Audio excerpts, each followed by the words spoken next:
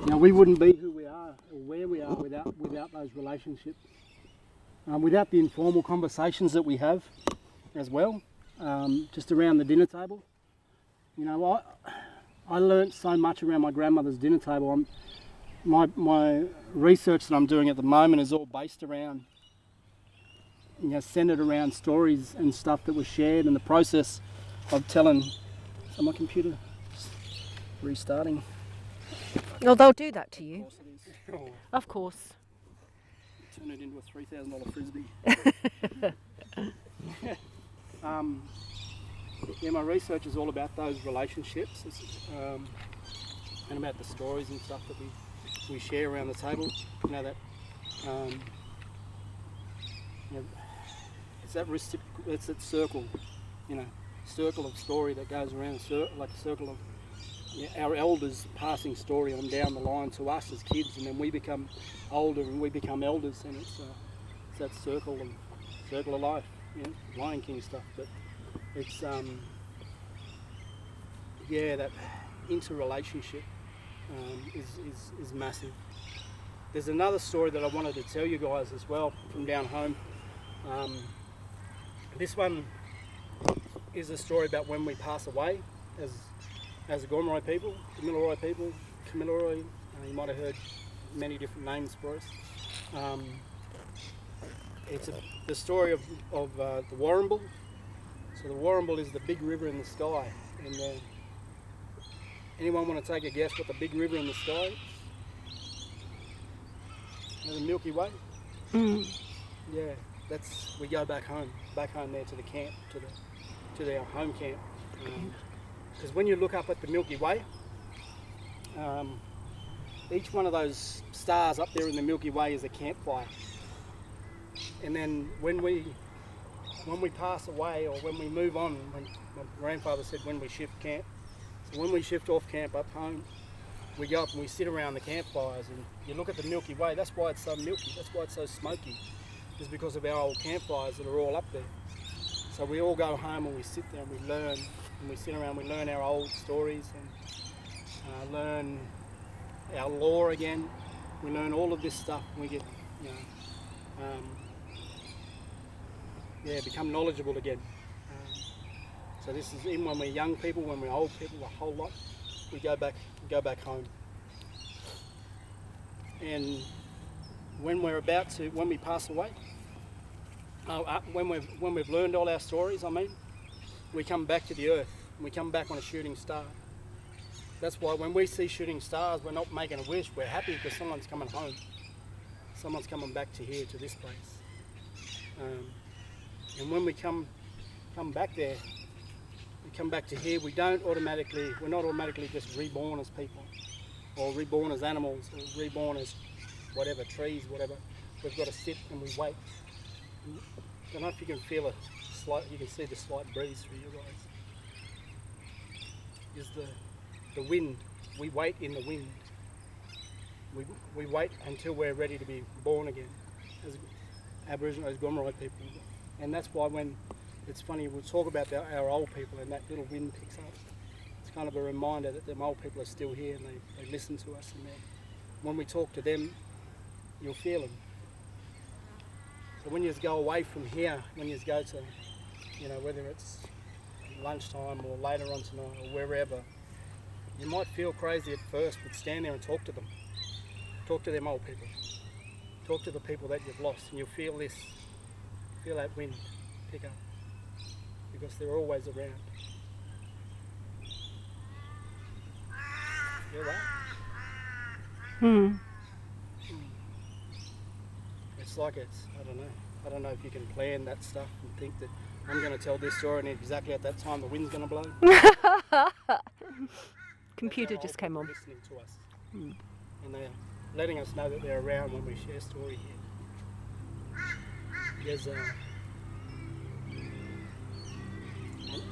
There was another old story, I quite remember, about the butterflies. The old butterflies, because they're our oldest living creatures, our oldest living flying creatures. There she is behind me, flying towards Bullabimba.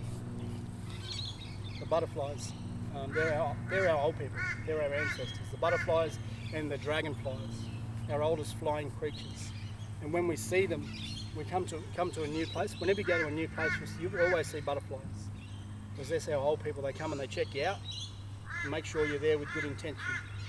Make sure you're being respectful of that place. Make sure you're there with that good intention.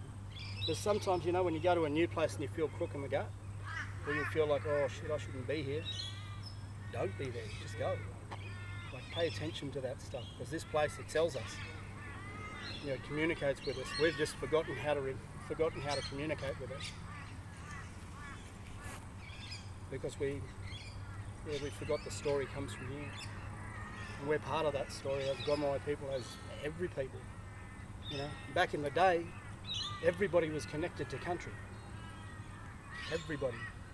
You know, before people put houses up and chop down trees and all that kind of stuff, people were connected to country. We've forgotten that in that process of colonisation. You know, we've forgotten that. Like in Germany, all of Germany was once a forest. The whole of Germany was a forest, until they started chopping trees down and putting up little homes. They chopped more trees down and put up more homes. And eventually they've cut all this, you know, cut all the trees down. They've got one part in Germany that's called the Black Forest, and it's this big scary place. And it, you know, for a long time the stories about it were scary and stuff like that. And they forgot that that's where they came from. All of their story, all of their ancestors, all of their spirits, all of their, where they come from is from the forest. People in England, same. The Vikings, same. Everybody was once connected to the country, connected to place, but during this process of colonisation, people have just taught other peoples how to forget about that connection. So what we need to do every day is just to realise that connection, and even if we don't fully understand it, just pay enough respect to it. Pay enough respect to the country, to the earth, to that connection. And I don't know, it's something that you can't even explain. You just feel it. You feel that it's the right thing to do. When we travel, I travel all the bloody time. I'm sick of it. But when I cross over onto someone else's country, I acknowledge their country. I acknowledge that I'm going from down home, the Gomeroi people, up to the Anawan country, to Gambanga country, to Dungari or Bunjalang, and I acknowledge those people. And I think by doing that, it's asking permission as well from those old people to travel on country, but to be looked after when we're there, and to be safe and just be respectful. It's like if you walked into somebody's house, you're not just going to walk in without saying hello. You're not just going to walk in without acknowledging the people that own the place. You walk in, you say, hi, how you going? Thanks for letting us come in.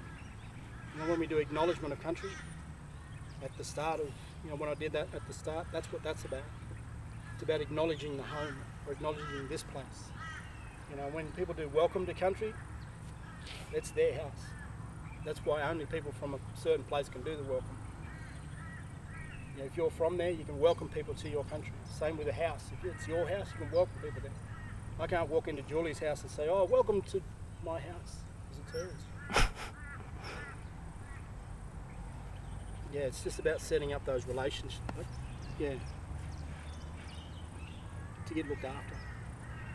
Let's see if I can turn my computer on again. Well, it made a noise like it had come on. Anyone else like computers?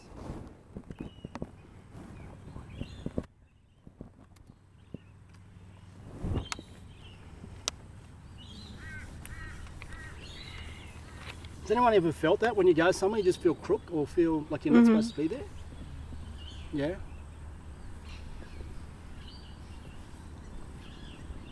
We were up at in Cairns. Me and my ex-wife were in Cairns one time, and we went up to a place called Mossman Gorge, and we were walking, and we walked right up. They've got a track, like a walking track around the gorge, and we got right up to the top, and Vanessa started to feel a bit crook. She's like, no, I'm not good here. We need to turn around. And I felt perfectly fine. But you know, I had to listen to her. So we went, all right, we'll turn around and we'll go back. the other way, and we got right down the bottom, and one of the old aunties, she was outside having a smoke, and we went down and had a yarn with her. Said, "Aunt, we was right up the top there, and we got to just about near the river, and she stopped us and said," and she pointed at Vanessa and said, "But you felt sick." She's like, "Yep, you was all right, eh?" Saying to me, "Yep, that's a men's area up there." There was like a men's initiation site that was across the river, and up the old auntie and a few of the other elders said, "When you build that pathway, don't build it up there. Move it away from there, because women can't go up in that area." And most women that go up there, they're the ones that just feel really, really like they're not supposed to be there. I feel like that when I hear bull roarers, because I didn't know. Well, no, I don't feel sick. I get like the hairs on the back of my neck stand up, and then someone told me that bull roarers were used ceremonially to make the women go away some place. We'll call them in. But yeah, they always make me feel a bit. And that was even I was listening to a CD one time, and there was a bull roarer on it, and I just suddenly started feeling really weird. Yeah.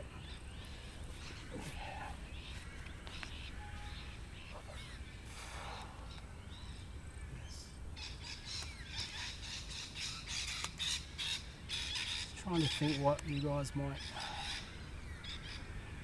The one about, I know it's a bit of a downer on a subject, but the one about the imprisonment or the suicide or whatever, that was. Oh, yep. But if you don't want to do that one, if you'd rather do something that was a bit more. That's all right. I think it fits. Yep. Okay. Yeah, this one's a bit full on, I suppose. It's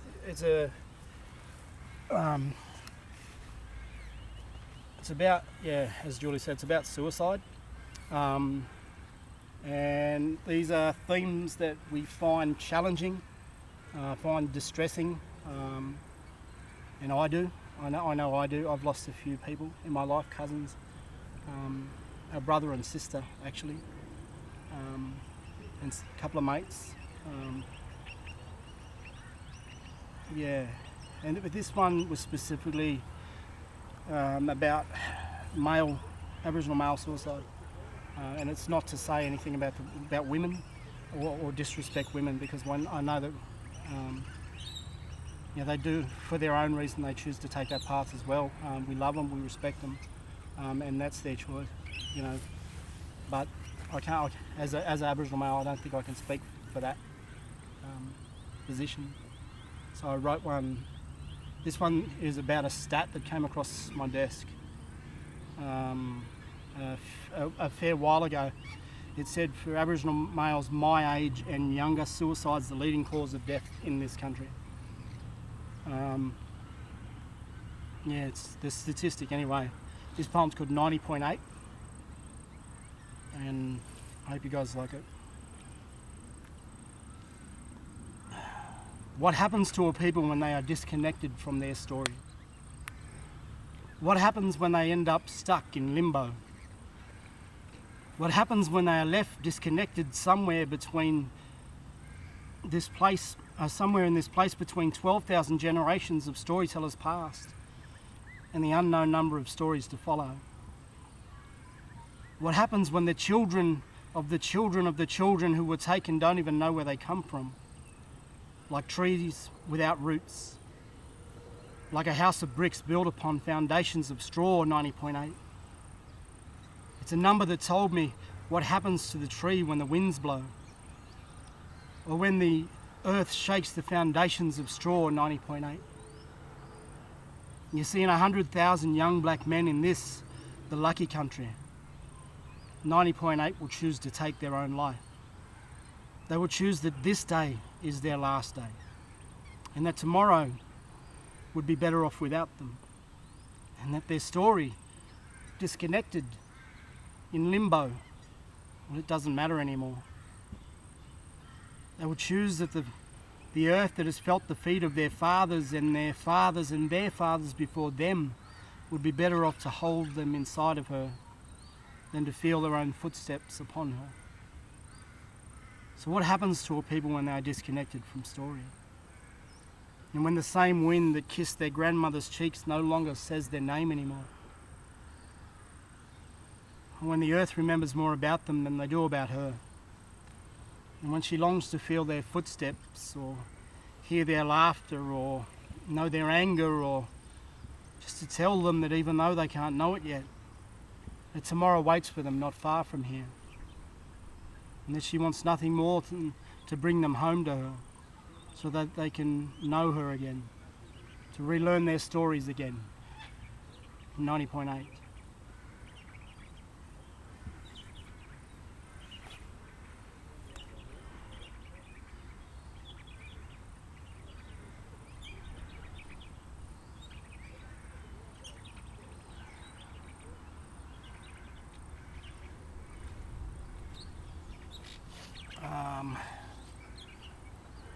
Yeah, I wish I wrote some more happy stuff, but I don't know.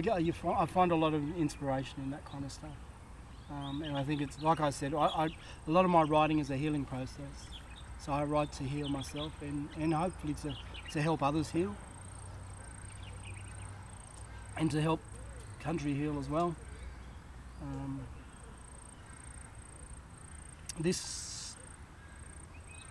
This next one that I'm going to do it's pretty heavy as well, but yeah, it's about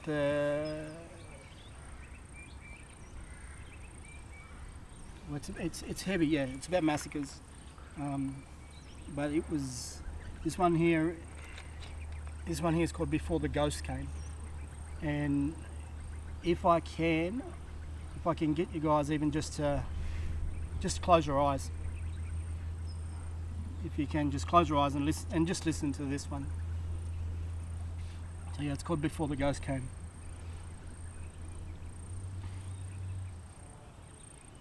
The children ran through the long grass. They hung from trees as laughter lined the riverbanks. And the old people were there to teach them.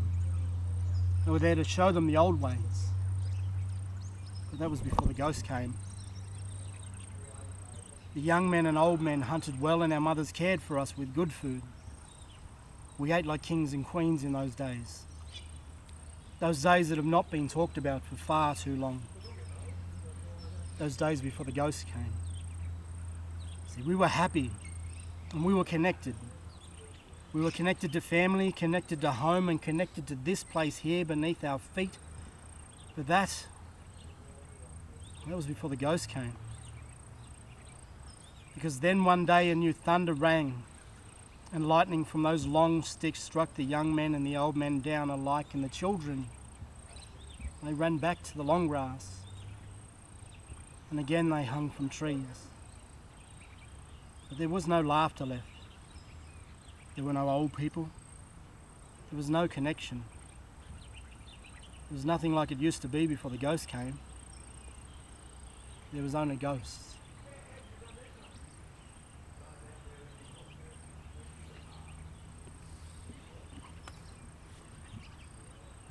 Thank you.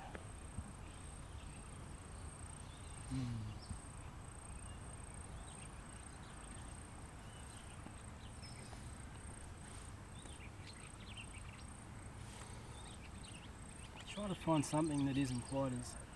Your thongs one was quite nice, actually. I reckon you should keep that for your collection.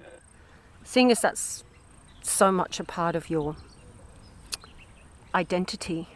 Yeah. My very best lecturing thongs, wherever they went to. They're here. Over there. This one's called Blue. Yeah, so my kids live in Coffs with their mum. And my youngest girl, she's 10 going on 21, and she came and see me one day, and we were having a yarn, and that, and she said, Dad, how come you've never written me anything? Because I've written poetry and stuff about the other kids and that, and this one here was what I ended up writing for her. Yeah, it's just called Blue, and that's her name, Bella Blue, or Isabella, but we call her Bella Blue. It says, I remember the first day that I met you. I remember looking at you. I remember how my heart skipped a beat that very first time that you looked into my eyes. You see, you took away my breath. You took away my breath, and still it hasn't come back. Now, I was younger then, much younger than I am now. And I thought that I knew then just how much that I could love you, but like I said, I was younger then and I didn't have a clue. I didn't know how easy it would be for you to gather up my heart in your hands with a simple, "You're silly, Daddy," or "I love you, Daddy," or "I miss you, Daddy." And I didn't know how easy it would be for you to wrap up my heart in your words and then lay them out in front of me so I couldn't even find my own, because I've tried over and over to find the words for this poem. I've tried again and again. But you have my words, my girl. You have my heart and you have my breath. And for this, I want you to know that yes, I might be silly, but I love you, Daddy, and I miss you too. I miss you so, my Bella Blue. So, it's not quite as... That's lovely.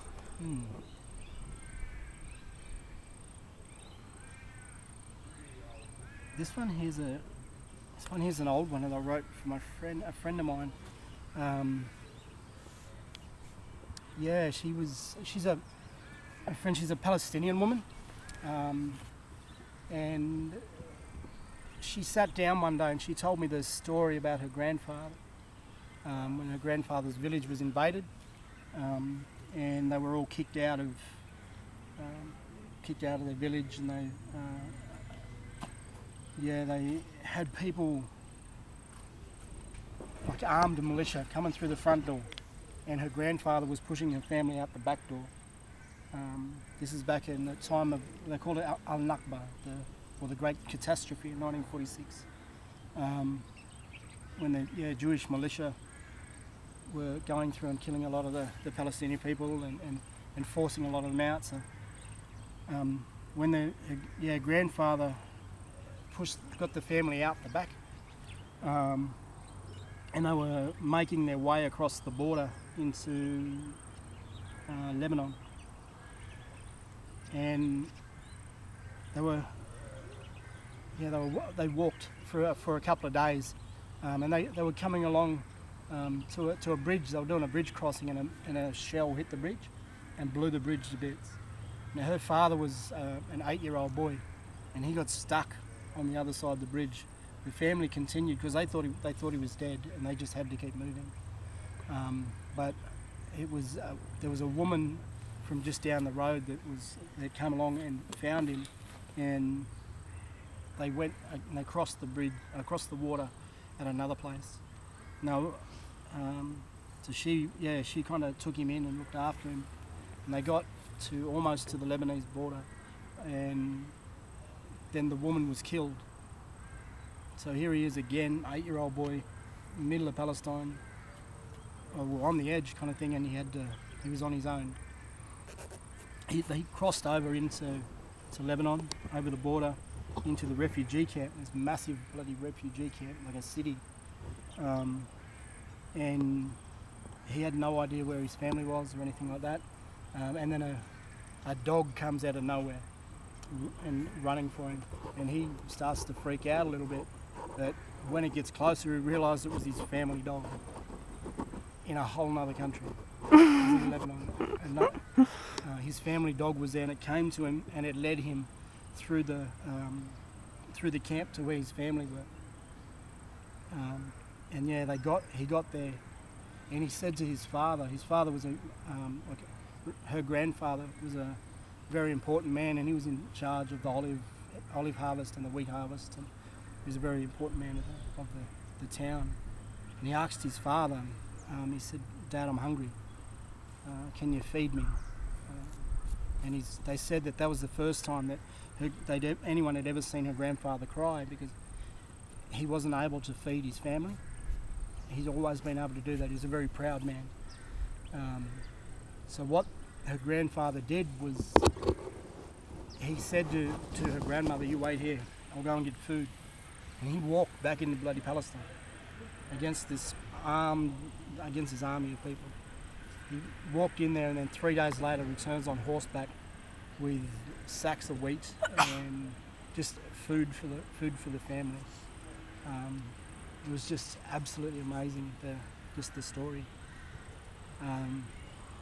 So this poem I wrote for her, and just the way that she tells that story and the way that she is, kind of thing. She's a very dear friend of mine, and I don't know, you might be, I think I may have been in love with her at one stage. You might be able to tell from the poem, but this one's called I Speak Her Name. I speak her name in my head over and over. I smile, and I speak it softly. I speak it softly, for within her name lies a poem, and any poem worth telling doesn't need to be shouted. It is a poem that tells stories of survival. It tells stories of defiance and stories of truth. It tells stories of why mere men have written poetry for beautiful women for as long as there have been beautiful women and mere men, and the words to describe what it's like to have looked upon such beauty. Within her stride she carries the stories of her old people, of days lived and lost, and of moments whose stories just need to be told. And with shoulders square to the world she treads so lightly upon the earth, and though hurried, she walks aware that she's not the first, nor will she be the last to have walked upon this ground. And as her words rush forth from her lips, you can hear her grandfather's story upon them, strong, staunch and gentle. You hear stories of walking with empty hands and a heavy heart back into Palestine, and of his return on horseback with that food that he was always known to provide. Now I can try to do her justice, even though it is with words that don't even know what it's like to have seen the land that she talks of. And I will try to show the world of why I speak her name in my head over and over, of why I smile, and of why I speak her name so softly.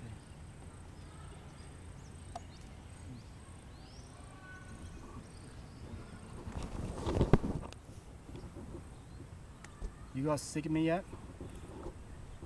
Be honest. What time is it anyway? We'll just kind of 25 to 10:36. Okay. Well, whenever you're ready, because I can talk. I've got a couple of things I can talk to them about.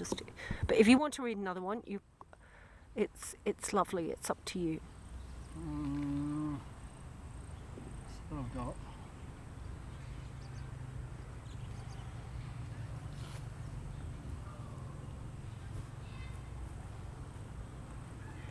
I was thinking that one of the themes that came across from what you said at the beginning and then from your poems is this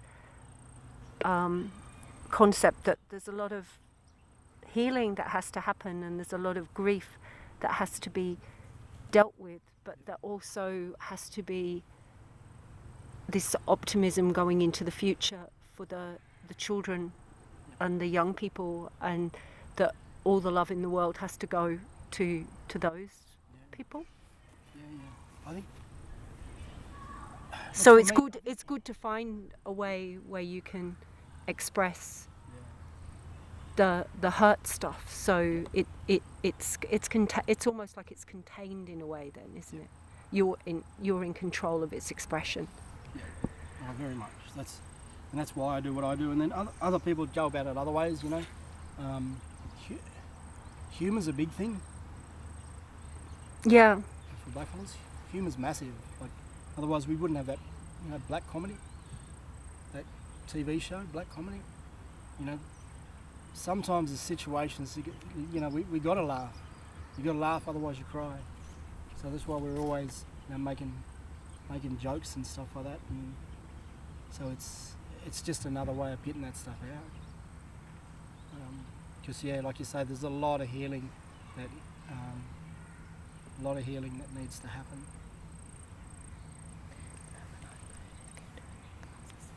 Oh right, you've got to go.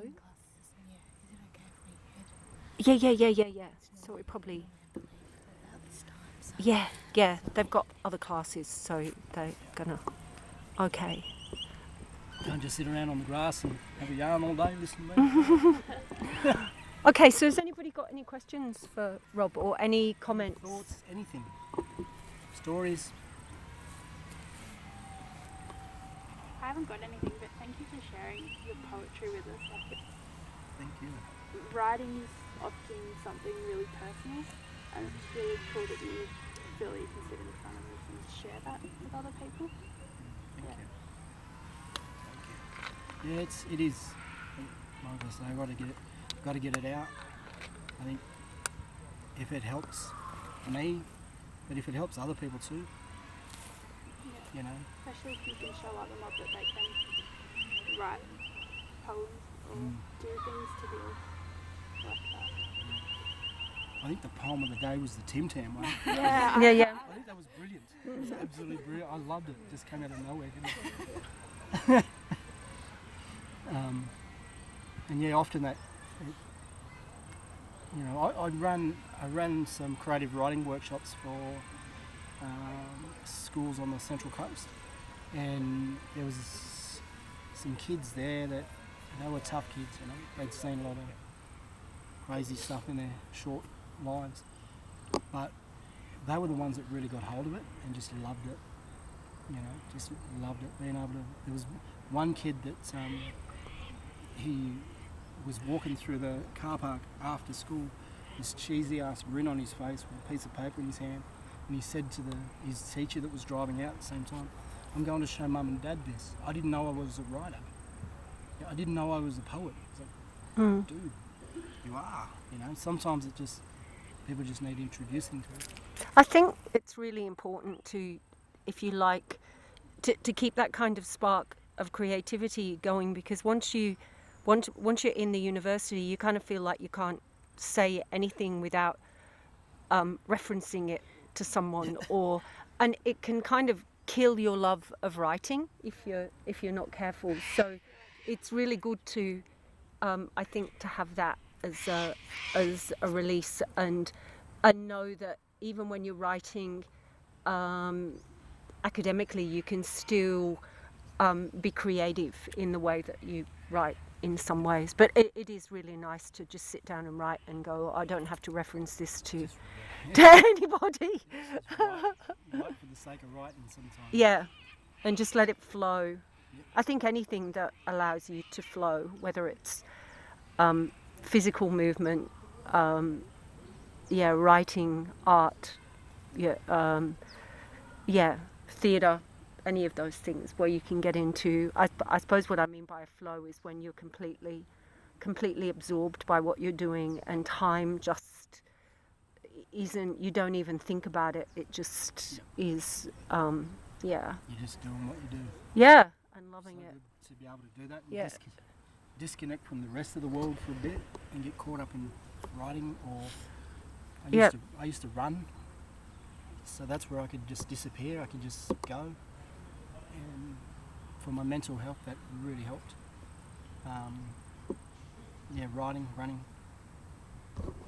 because you can disconnect from the world and just be, which I think we need to do sometimes. Oh, you get a lot of your best ideas when you disconnect. Get out into nature. Like I went to New England National Park yesterday, and it's wonderful to get out somewhere. It gives you a real sense of perspective. Which it is hard to retain sometimes. Okay, well, thank you.